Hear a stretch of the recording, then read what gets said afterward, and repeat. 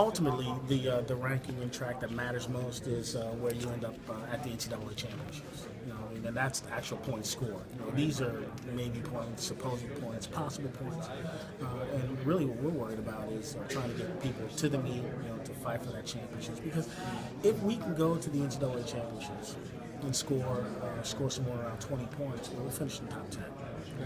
That'll be a place that we haven't been with the men's program for quite some time. And that's really our goal. This thing for me is just adjusting to this level. I've worked a little bit with high school. I've been studying quite a bit. I've gone to school and I prepared for this, not just jumped out as an athlete. But the biggest challenge is getting kids to expect excellence out of themselves. And that's the great thing. I think that we're going to see a lot of success in the future.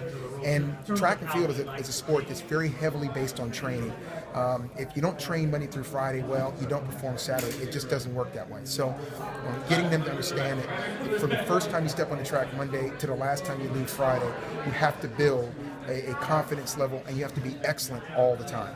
It's a bit of a challenge. I have to be careful not to look his way more than the other athletes in our program, and that's where my staff and where Carl have really helped quite a bit, because it takes a little bit of pressure off me, and then in reality, in our daily operation, Cameron relies on Carl and Kyle a bit more than he relies on me.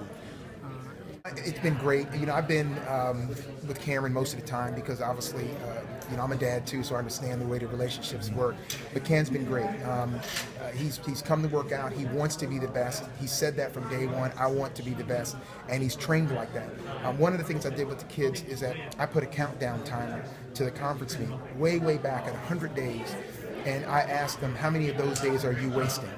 And Cameron was the only one that stood up, and he's right. But you know what? Now a lot of kids can stand up and say, I'm not wasting any days. And that's really the expectation. Cameron has been a leader in that regard. Could you and Lee